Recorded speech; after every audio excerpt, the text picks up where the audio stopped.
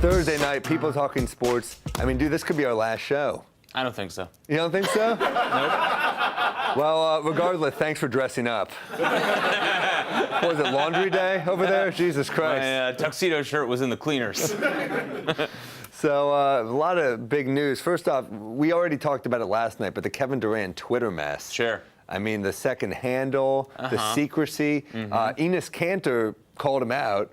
He didn't say his name directly. It was like a subtweet, but he said, like, you know, Oklahoma City is the most professional organization. Then he wrote that their family, in all caps, clearly taking a shot at Durant. I can only imagine how Durant could respond to someone whose first name rhymes with penis. He'll think of something. So I'm glad we're leaving the way we started.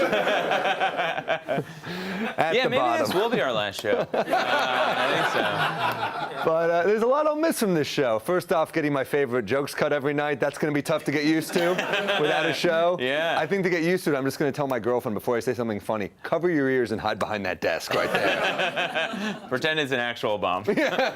In some ways it is. We got a great show. I mean, you know, maybe, you know, to go out, we should take a look at some of the best moments we've had. It's a great idea. Oh, we don't have any. Okay. It's worth a shot. Well, we have great guests today. First off, SNL's Pete Davidson sat down with us yesterday. He's back for more. Can't get enough. Can't get enough. Loves it. Yeah. Big favor called in. Also, we got a Knicks great, Allan Houston, silky smooth. Oh, yeah. Allan Houston, love this guy. 99 Knicks finals team. All-star, great player. He's sitting down with us. It's amazing. Yeah. It's almost like we should keep being on the air after this. Seems pretty good. NBA All-Star, took the Knicks to the 99 finals, one of the best shooters of our time, and a guy who's playing Spokane Comedy Club in 2 weeks. So you were talking about developing that jump shot when you were really thin growing up, and the balance. Yeah, I was a rail growing up, and I caught a growth spurt between my 8th and 9th grade year. And my father was really big. He was my college coach. And he was really big on being able to, as a shooter, you got to be able to create your own shot at some point. You can't just depend on the ball coming to you and you being open. Right. So being tall and thin, I had to develop a kind of, you know, off the dribble game to create enough space. And so we were talking earlier about playing with Spree and how, you know, sometimes he was good at that. He would get to the cup. And sometimes we kind of had to play off of each other and figure out different ways, you know, to do that. Well, you guys are such different players, and you seem like different personalities too. Like he seemed like so intense. You seemed a little more like cool, and you know. Yeah, I think we complemented each other in that way. I think practices were, you know, our practices were very intense. Do you ever like get mad at each other in practice? Oh man, you can't play at this level, and you know what I mean, and not get like really intense. You know, we never fought, but. There was a few times when people thought they would have to step in because it gets physical. He's a competitor, you know. Yeah. When you compete, there's only one way to do it. You know, you can't really go halfway. Yeah, for sure. And you guys played in a different era when it was more physical. I mean, I was watching I was actually watching on YouTube the game where you hit that big shot against Miami. One of the best games as a fan. Oh my God. I was like, I hate Miami. I love the Knicks. Yeah. Could you be happier right now? Well, man, you know, the funny thing about that shot is I'll still get people coming up to me and telling me what they were doing. Most of the time they got hurt. Either hit their head, they turned their ankle, and one lady told me she almost got hit by a car because she just ran out in the street in the Bronx. That's kind of on her at that point, though, right? I'm like, is that a good or bad? You know, I don't know how to take that. You know, but to think that you had a moment in history that people remember where they were at that moment. That's pretty cool, and it was a blessing to be a part of that. One of your go-to moves was you kind of have like the two dribbles to your left and the pull-up, right? That was the scouting report. Huh? Yeah, that's the Allan Houston to me.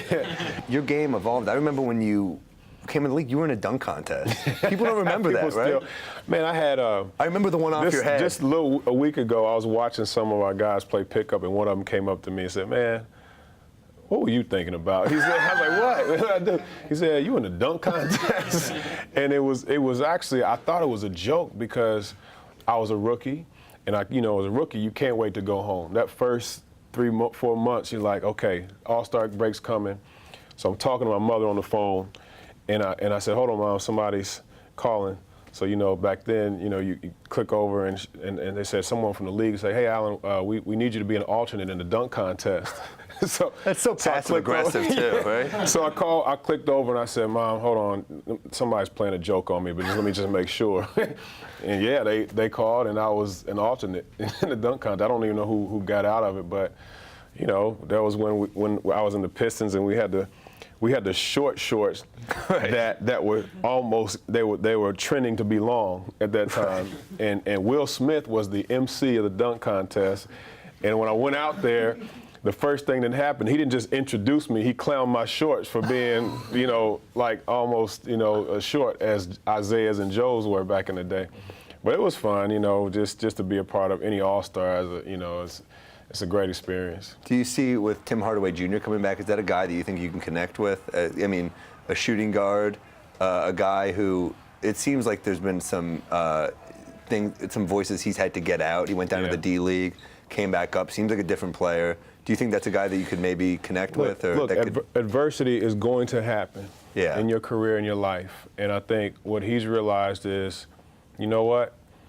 I thought it was going to look this way, but it didn't. So I'm going to come back and I'm going to take an approach, and we talked about, just his habits, just going to bed, eating, your lifestyle, and those things carry over. So now you create some consistency in your life, and now it shows. And he's playing with a lot of confidence, a lot of energy.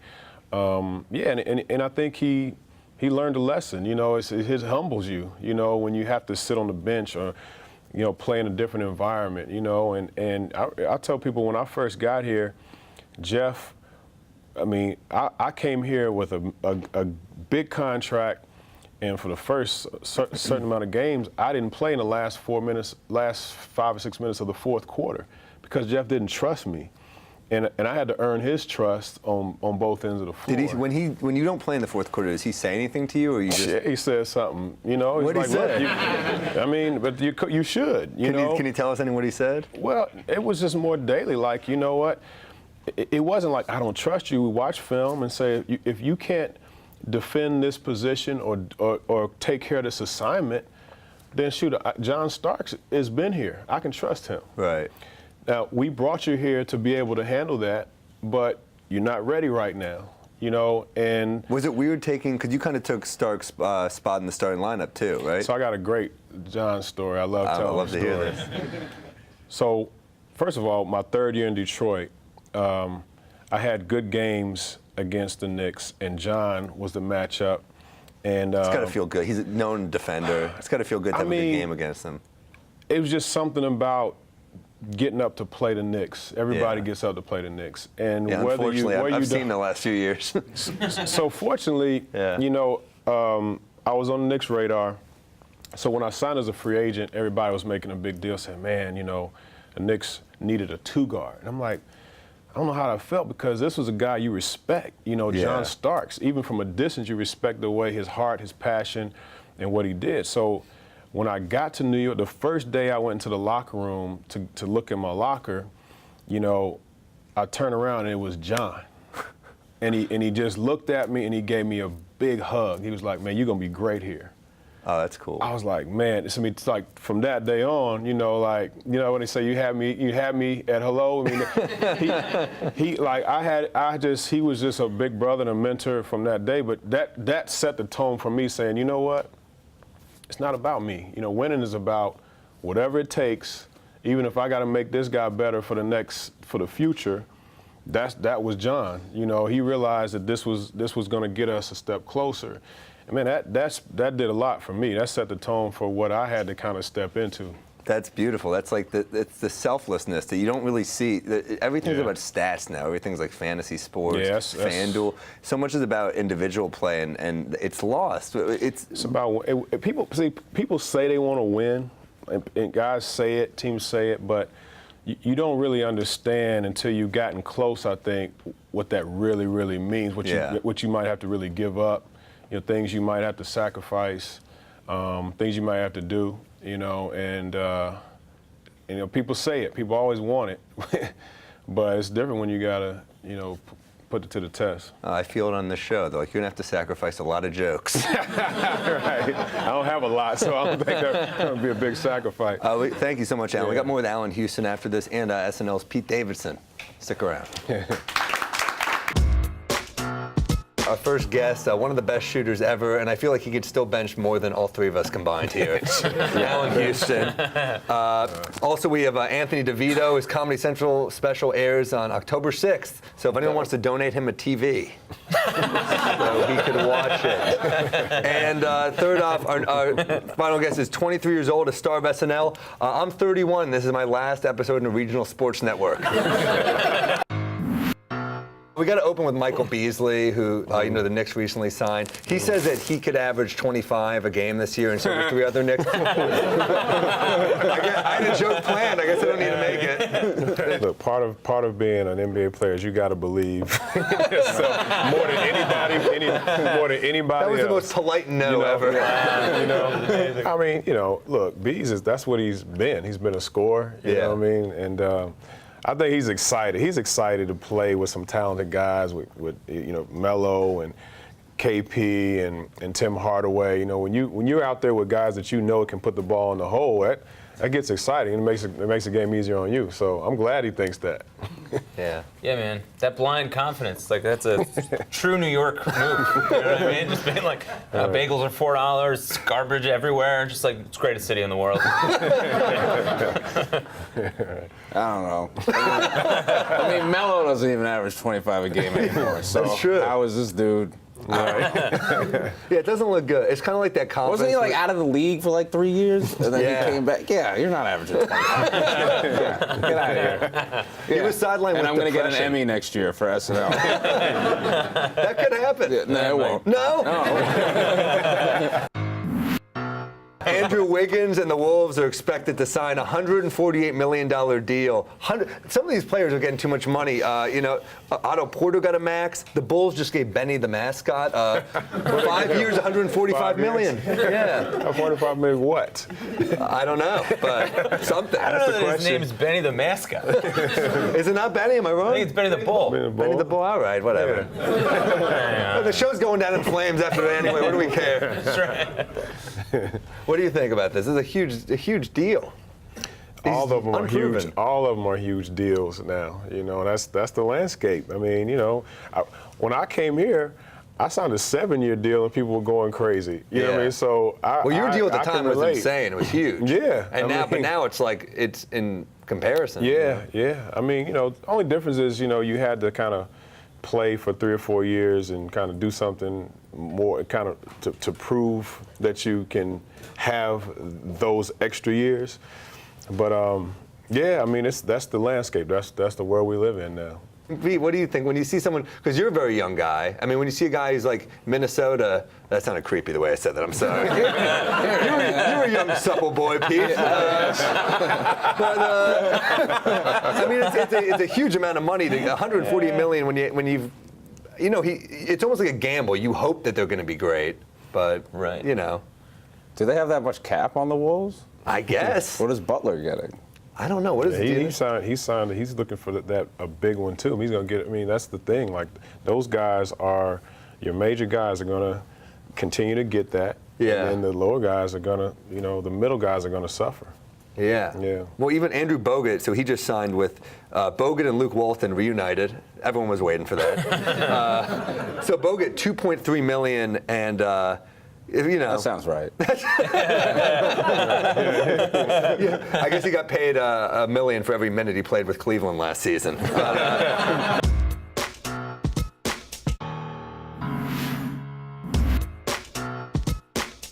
Summer is almost over. Do you have any regrets about the summer? Not going to the beach enough. Maybe hit more Yankees games. That's about it. Working too much. Same here. This is not easy to be sitting here on a park bench talking to strangers. Spending more time outside, less time in the office. I regret not playing enough sports. Just that it's over. Wish I'd travel a little bit more. It seems like the summer flew by. It's way too fast. That it's going to be ending soon. I want the summer to be forever. Well, thanks to climate change, in a couple of years, summer will be forever. Ooh, it's terrifying. oh my God, that's the most political this show's ever been. Kobe was playing hoops with his daughter. This is exactly how I expected him to be spending his off-season time. In his home gym, which looks nice. Look at that. Get off. Look at that. Oh my God, his and a little daughter. Pump fake. Look at the form, though. That's the Allan Houston right That's there. the form. Look at that. Look at that. Kobe has definitely mellowed out. I feel like Kobe 10 years ago would have like hip checked her and then dunked on her. Yeah. This is kind of. Pete, your building used to have a hoop. You played indoors, right? Yeah, it's incredible. It's a nice life, Luxury right? is pretty wonderful. I have to go to that court on 4th Street with no nets. Do you still play a lot? As much as I can. It's the best thing you could do. But every time I play, I realize I'm not as good as I was the last time. It's a sad realization. It's really sad. Even like at this age, it's like. I know. Yeah. You're 23. Yeah. I used to be able to dunk, and now I could just. Could you really? I could just touch the rim now. Yeah, me used to be too, like- man. That's probably. Well, 23 is like. Ah, thanks, Allan. You get Just it. like that. It just goes. Yeah, it just goes, man. But So what's your strength? What's your game? What's your I'm scouting good report? at like threes and Oh, defense. I can't dribble or do anything else. 3 and D. 3 and D. That's it. All right. He's the Damari Carroll of this panel. Were you a big Kobe guy? I mean, you had to guard him.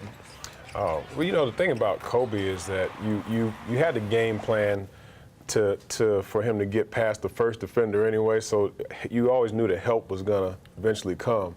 But like that move that she did, that's him. He figured out how to get around, you know, all the strategy. But I like her nickname though. Mambacita? Mamacita. I think it's cool, except for like when Kobe calls her that.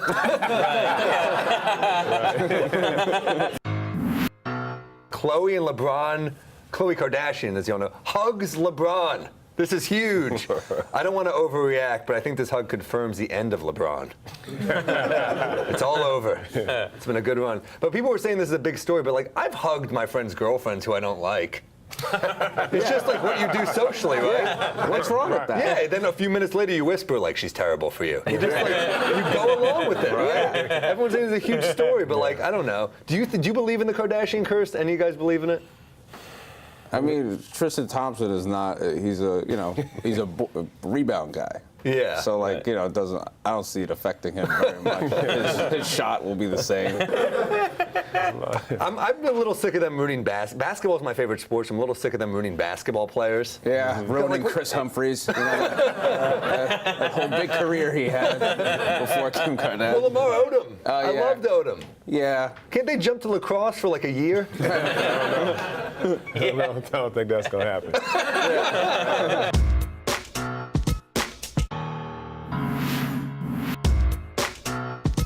We're back on People Talking Sports. Let's go to Liz Gonzalez with And Another Thing. Let's just get right into it. Definitely my favorite story of the week. Earlier this week, Santana Moss went on a morning radio show and said some things about his ex-teammate RG3, claiming that back when Mike Shanahan was fired, he celebrated it, and when Jay Gruden stepped in, he basically got everything he deserves every single time that Jay Gruden ripped on him.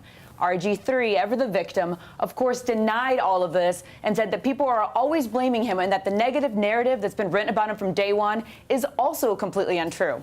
This is like the guy who's never had a girlfriend because all women are crazy. Maybe, just maybe, it's you.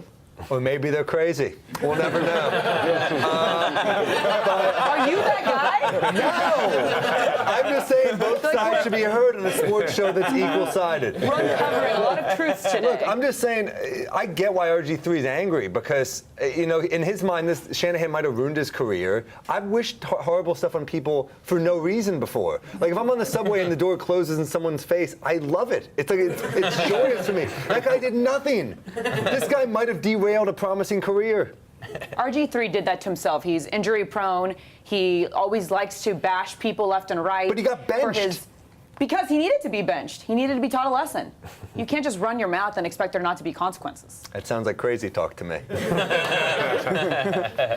I don't know. Were you a big RG3 guy? Any of you guys? I hated him because the year or two that he was good because of the Giants. Right. But like, I'm not upset that he's not in the league anymore. You know? I mean, you never want to see a player's career end, but like, I'm glad he's not playing. But Pete, you believe Santana, yeah? Yeah, absolutely.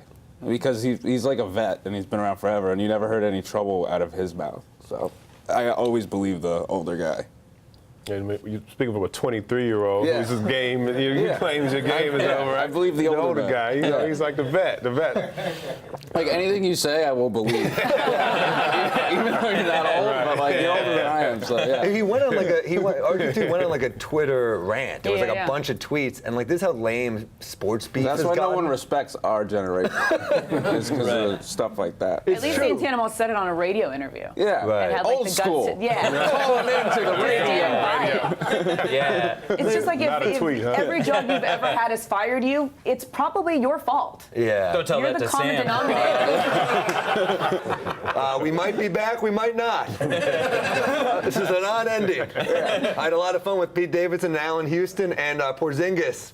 We're going to make this work somehow. I'm holding out for you, dude. He means romantically. Yeah. Well, this has been a lot of fun. Thank you very much for watching. We've had a fun run. Thank you for everyone at People Talking Sports. And get home safe.